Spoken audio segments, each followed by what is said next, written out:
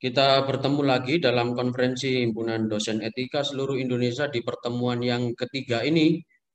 Di pertemuan ketiga ini kita mengambil tema refleksi atas 30 tahun perjalanan HIDESI. Saya akan memperkenalkan 5 orang pembicara yang akan mengisi presentasi pada hari ini. Telah hadir di antara kita 5 orang pembicara. Saya perkenalkan mulai dari pembicara yang pertama, Profesor Dr. Johannes Ohoy Timur, MSc. Beliau adalah staf pengajar di STF Seminari Pineleng, Manado. Untuk para pembicara, saya akan mulai dari pembicara yang pertama, yaitu Profesor Dr. Johannes Ohoy Timur, Romo Yong atau biasa dikenal dengan Romo Yong, yang akan mempresentasikan makalahnya yang berjudul HIDESI dan Profesi Etikawan, Refleksi 30 Tahun HIDESI. Untuk Romo Yong 15 menit ke depan saya berikan. Saya akan bicara mengenai data-data singkat saja mengenai lahirnya HIDESI dan konferensi yang pertama karena itu momen berdirinya HIDESI.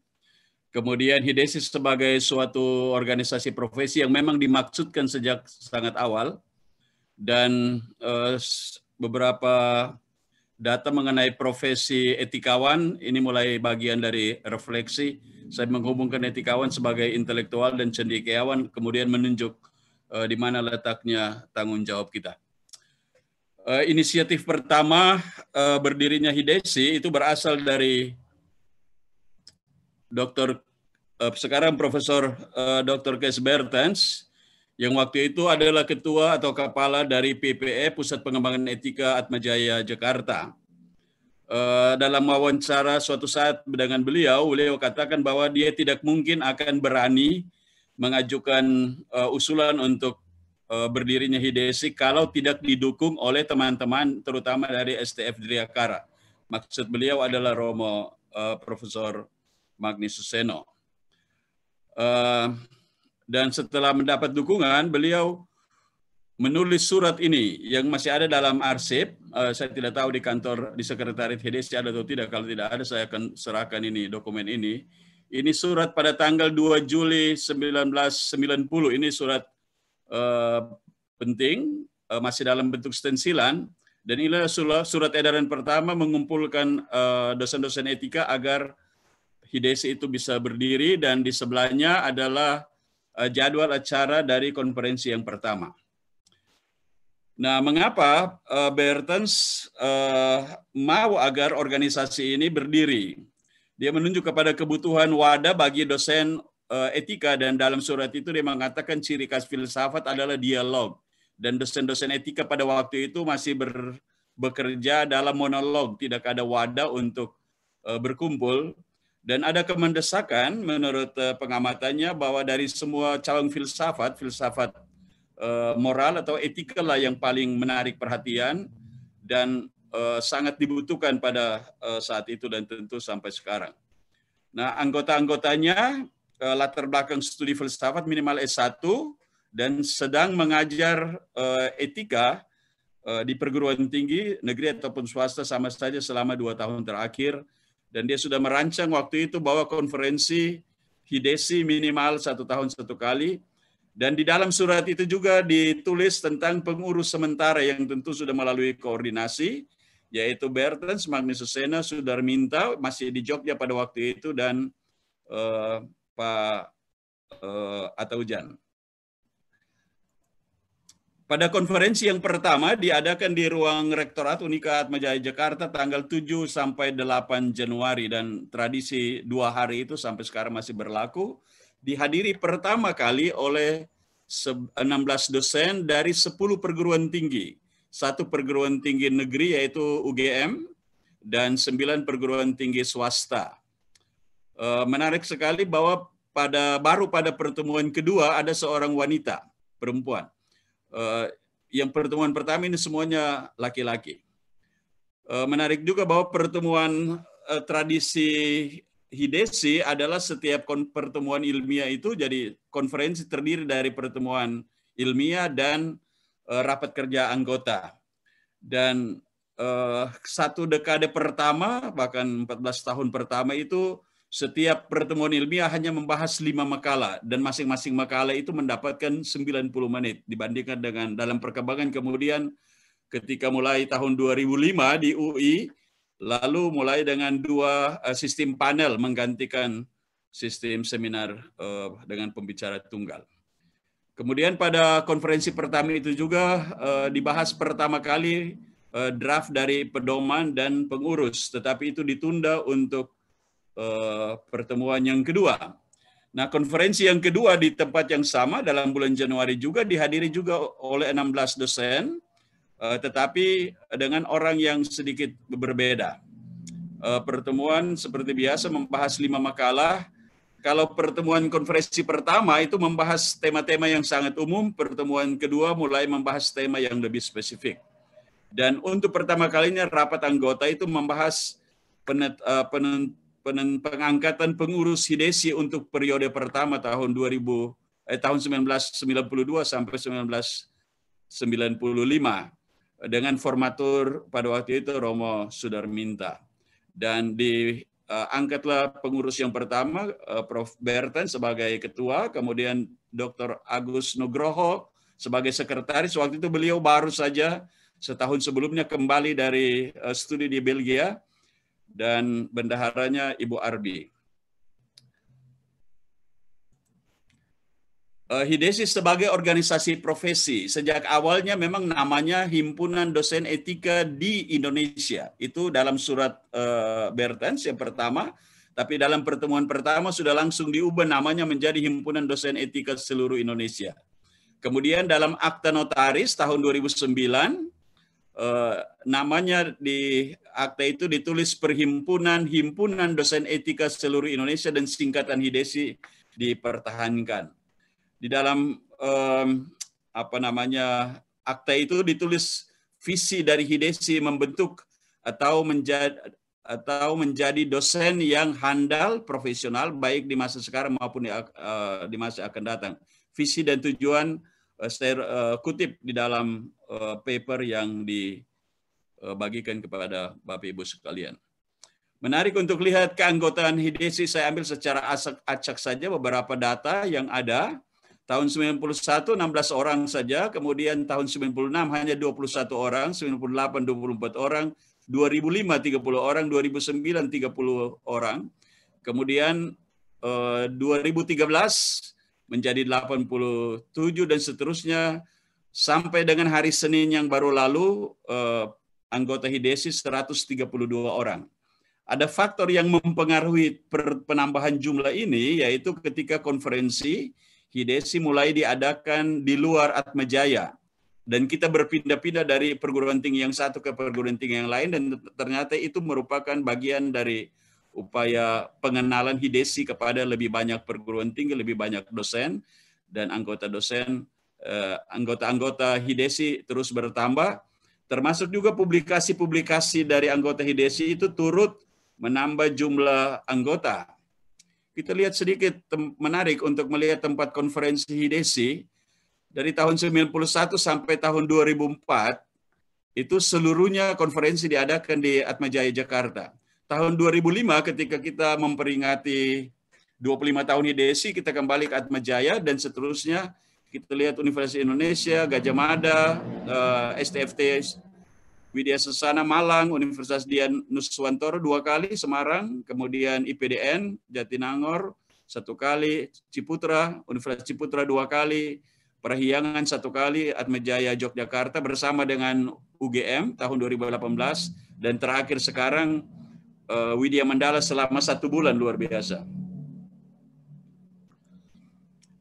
Bahan konferensi juga begitu dinamis, ya. Saya kelompokkan seluruh bahan konferensi selama 30 tahun itu paling tidak dalam 3 kelompok, yaitu teori etika, sangat banyak membahas teori-teori etika dari teori klasik sampai dengan teori kontemporer, bahkan dalam perspektif Islam. Juga etika Jawa dibahas, etika Indonesia, juga etika terapan, ini pembahasan di bidang bisnis, etika kedokteran atau bioetika, etika lingkungan hidup, etika teknologi. Kemudian etika sosial politik ini kelompok yang sangat beragam dan banyak, dan umumnya sesuai dengan konteks masyarakat kontemporer. Publikasi Hidesi, kita harus mengucapkan terima kasih kepada pimpinan Hidesi pada waktu itu, zamannya Ibu Irmayanti dan sekretarisnya Dr. Mikael II. Mereka mengusahakan terbitnya buku Etika Terapan, ya, judulnya Meneropong Masalah Kehidupan Manusia. Ini adalah persembahan untuk dua senior kita, Prof. Bertens dan Prof. Magni Suseno, ketika mereka berusia 70 tahun. Kemudian mereka juga menerbitkan jurnal etika. Ini sungguh-sungguh adalah jurnal ilmiah Hidesi. Menurut catatan saya, Ibu Irma bisa mengoreksi saya, tapi yang saya punya hanya 3 tahun yang pertama, 2009 sampai 2011.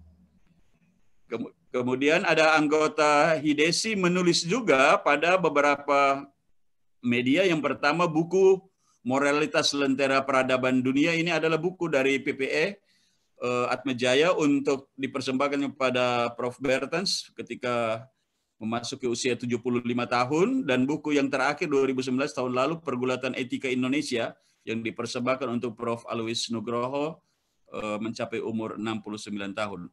Tapi anggota-anggota Hidesi banyak yang menulis di dalam 2 buku itu. Begitu juga jurnal etika sosial dari PPE Atmajaya, Respons, itu juga menjadi tempat yang baik untuk banyak anggota Hidesi menulis. Tentu saja masing-masing punya buku dan masing-masing di universitasnya menerbitkan tulisannya dalam jurnal. Tapi saya ingin katakan bahwa publikasi Hidesi secara organisasi masih terbatas, tetapi secara setiap anggota membuat publikasi yang banyak, dan itu antara lain berpengaruh terhadap keanggotaan Hidesi. Sekarang sedikit tentang refleksi beberapa pokok profesi etikawan. Apakah pekerjaan sebagai seorang ahli dalam bidang etika merupakan suatu profesi? Jika ya, apa dasarnya dan apa tanggung jawabnya? Kita semua sebagai dosen etika memahami bahwa paling tidak ada 3 unsur untuk pemahaman atau definisi dari profesi. Profesi sebagai pekerjaan sebagai profesi membutuhkan keahlian khusus dan keahlian yang melalui pendidikan formal dengan sertifikat. Juga profesi itu mengandung unsur komitmen pada pengabdian, terutama profesi yang luhur. Dan yang ketiga yaitu profesi secara intrinsik berkaitan dengan kesadaran akan pentingnya etika. Demikian organisasi profesi dengan kode etiknya menjadi suatu organisasi moral, suatu komunitas moral. Dan itu memang ciri khas dari suatu profesi, apalagi profesi luhur. Nah, posisi etikawan di mana?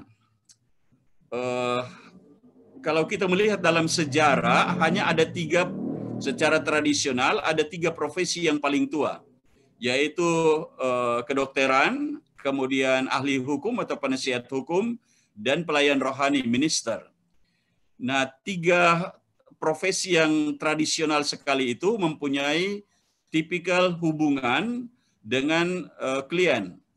Dan hubungan profesional dengan klien itu sangat jelas berdasarkan trust dan dengan konsekuensi konfidensialitas. Nah, hubungan seorang ahli etika dengan mahasiswanya misalnya itu terletak di luar hubungan profesional seperti itu. Saya menemukan tulisan dari Michael Bales. Dia membedakan antara consulting profession dan scholarly profession. Tiga profesi tradisional itu termasuk dalam consulting profession, tetapi profesi akuntan, arsitek juga termasuk dalam consulting profession. Mereka memberikan jasa konsultasi. Sedangkan dosen, guru misalnya, itu masuk dalam kategori scholarly profession. Dan disitulah posisi dari pekerjaan sebagai seorang etikawan. Nah, etikawan untuk memahami fungsi dan tanggung jawab etikawan. Etikawan bisa dilihat juga sebagai peranannya sebagai cendekiawan dan atau intelektual di dalam masyarakat. Dan menarik kita bisa dalami posisi atau peranan dari etikawan sebagai cendekiawan menurut teori-teori dari Julia Benda, dari Antonio Gramsci, dan Edward Said. Kita tahu bahwa Julia Benda itu bicara mengenai intelektual yang ideal, yang tidak boleh terkontaminasi dengan hiruk-pikuk politik, apalagi masuk dalam kekuasaan. Dia tetap harus pada posisi yang bebas untuk memberikan kritik atau pemikiran.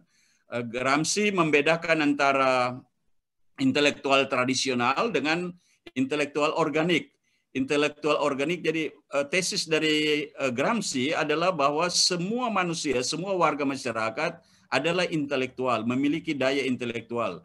Tapi tidak semua orang berperan dalam masyarakat, berfungsi dalam masyarakat sebagai intelektual. Hanya intelektual yang sedikit itu yang disebut intelektual organik, yang memberikan kritik terhadap masyarakat, memberikan visi-visi baru terhadap masyarakat. Nah, Edward Said, dia mengikuti, dia menghargai apa yang Benda katakan, tetapi ia mengembangkan intelektual organik yang dikemukakan oleh Gramsci.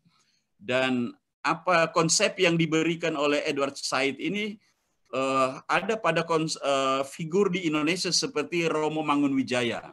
Sungguh-sungguh masuk di dalam masyarakat, mengalami pergumulan masyarakat, mengalami bagaimana kemanusiaan ditindas oleh kekuasaan dan seterusnya, dan dari sana menghasilkan suara-suara kenabian, memprotes ketidakadilan dan seterusnya. Mohon maaf, Romo, waktunya saya beri 1 menit lagi, Romo.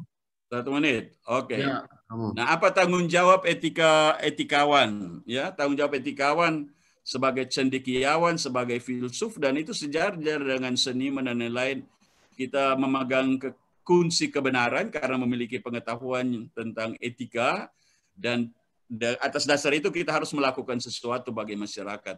Sebagai etikawan kita bertanggung jawab untuk memberikan pikiran-pikiran baru kepada masyarakat. Nah, terakhir sebagai penutup, tantangan bagi Hidesi, bagaimana Hidesi mengelola diri untuk tetap menjadi tempat kontemplasi filosofis tentang masalah-masalah moral, tetapi sekaligus juga mengelola diri sebagai rumah Nusantara di mana kemajemukan. Dan saya menulis mengenai bagaimana WhatsApp group Hidesi itu sangat inspiratif. Sungguh-sungguh orang etikawan itu manusia merdeka yang bisa berbicara apa saja, mengekspresikan apa saja secara bebas dan dihargai. Itulah rumah Nusantara. Kemudian output dari Hidesi, publikasi-publikasi sudah mulai dan itu perlu ditingkatkan. Tapi pertanyaan muncul mengenai outcome, yaitu pengaruh dari Hidesi secara konkret dalam transformasi sosial, transformasi masyarakat. Bagaimanapun juga saya meminjam judul dari buku-buku yang diterbitkan. Pergulatan etika di Indonesia tidak boleh dihentikan, harus dilanjutkan secara gencar oleh Hidesi. Teropong masalah-masalah moral dalam masyarakat jangan sampai diakhiri, dan etika sebagai lentera peradaban khusus di Indonesia tidak boleh dipadamkan.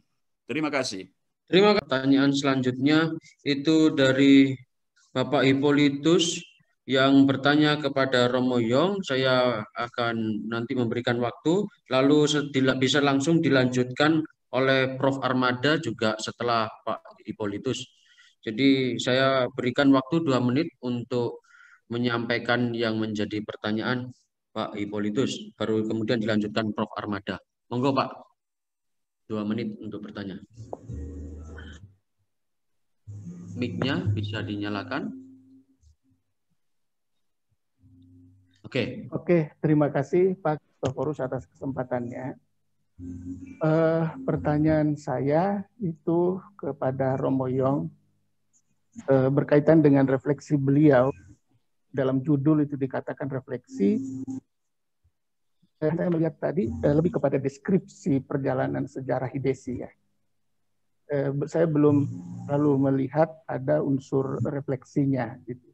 Sehingga mohon mungkin saya bisa mendengarkan sedikit refleksi Romo Yong sendiri terhadap perjalanan sejarah Hidesi itu.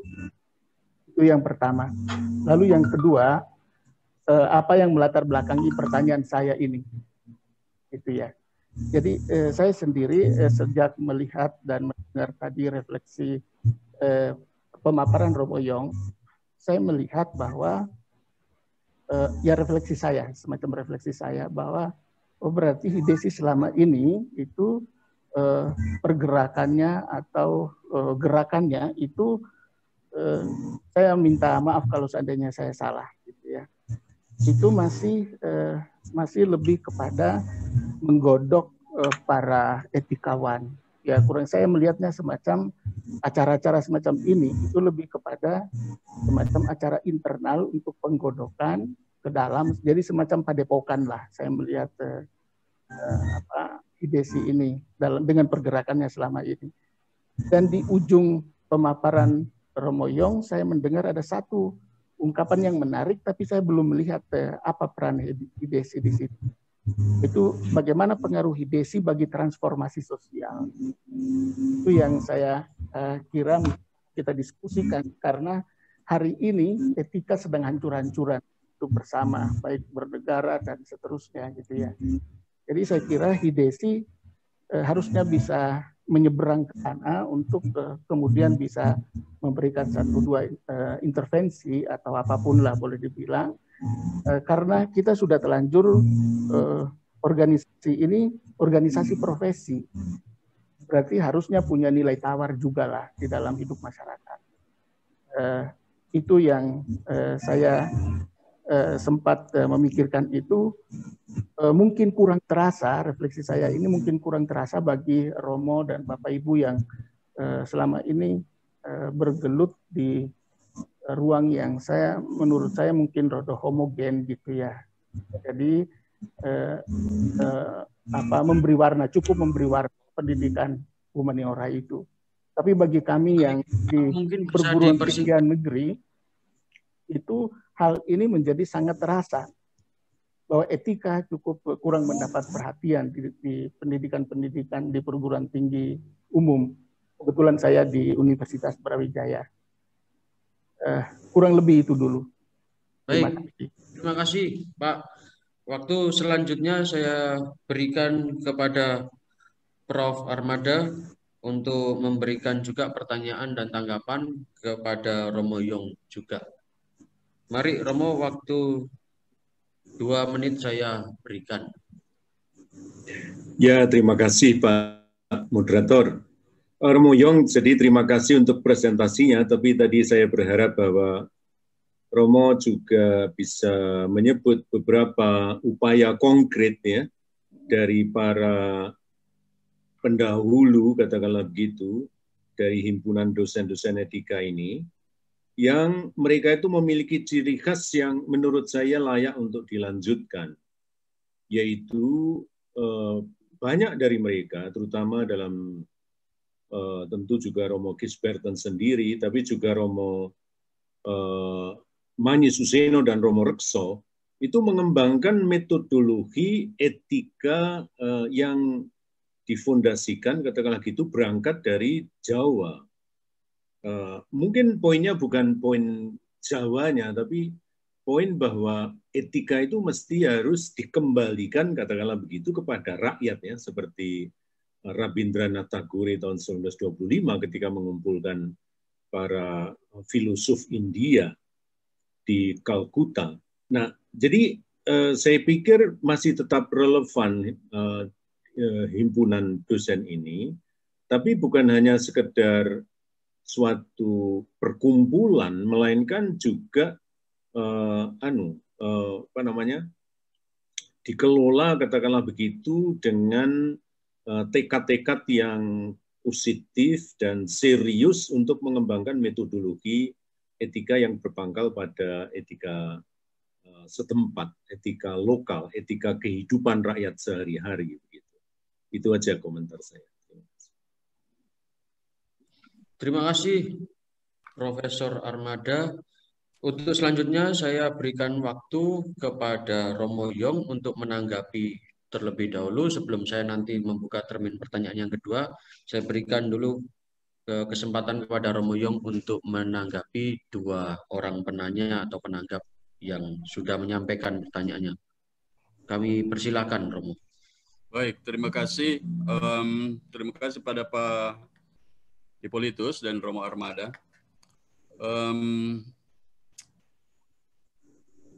Saran dari Pak Hippolytus dan Romo Armada sebetulnya mestinya masuk di dalam proyek berikutnya dari HIDESI. Jadi sesudah 30 tahun, apa yang harus dilakukan? Pak Hippolytus, jadi HIDESI memang didirikan itu tujuan awal sekali adalah forum dialog para etikawan. Itu tujuan awal yang dinyatakan di dalam dokumen resmi awal pendirian HIDESI. Jadi itu memang. Yang mestinya ditanyakan adalah perkembangannya sesudah 30 tahun. Dalam 30 tahun itu gerakannya ke arah mana? Dalam 30 tahun kalau kita lihat selama 15 tahun atau 14 tahun itu HIDESI terkurung di dalam Atmajaya Jakarta, dan karena itu Pak Karis menyebut HIDESA, Himpunan Dosen Etika Atmajaya. Itu karena itu. Baru tahun 2005 itu mulai keluar, dan keluarnya itu merambah berjalan keliling ke perguruan tinggi yang satu dari perguruan tinggi yang lain. Dan itu sangat positif pengaruhnya. Nah, sebetulnya kalau Pak Hippolytus membaca artikel saya yang lengkap, itu ada refleksinya. Bagian akhir itu semuanya refleksi. Bagian pertama itu memang deskripsi mengenai sejarah, karena saya diminta untuk membuat itu. Yang belum sempat saya buat di dalam artikel itu adalah apa yang Pak Romo Armada kemukakan, yaitu apa yang diberi perhatian, fokus-fokus dari kajian-kajian etika. Benar bahwa Romo Rekso Susilo almarhum dan Romo Magnis memberikan perhatian pada etika Jawa. Juga Romo Osias almarhum dari Ladalero memberikan perhatian pada etika dalam konteks kebudayaan Flores. Saya sendiri untuk Maluku. Jadi mungkin ini perlu untuk dikembangkan lebih lanjut. Bagaimana etika tidak hanya kita bawa dengan pemikiran dari Barat, tetapi akar-akar etika itu ditemukan di dalam kebudayaan-kebudayaan setempat. Dan ini mestinya bisa menjadi arah baru dari studi dosen-dosen etika yang berhimpun di dalam HIDESI ini.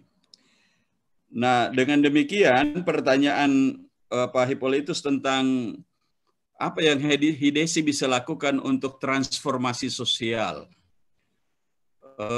Itu belum banyak dilakukan, biarpun kajian-kajian dari pertemuan HIDESI satu dengan yang lain sebetulnya sangat banyak, tetapi seperti kita alami malam ini dan pekan-pekan sebelumnya, sebetulnya kita tidak terlalu mendapatkan kesempatan untuk refleksi secara filosofis.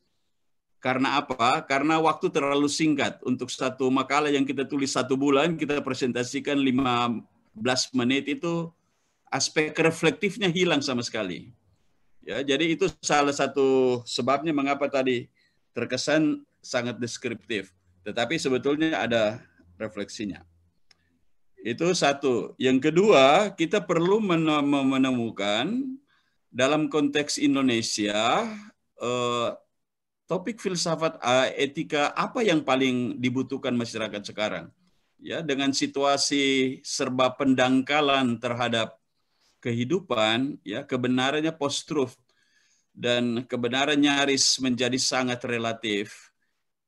HIDESI bisa menjadi apa yang saya sebut guru etika bagi bangsa ini, dan itu sungguh-sungguh suatu proyek yang sangat penting tetapi belum digagas secara mantap.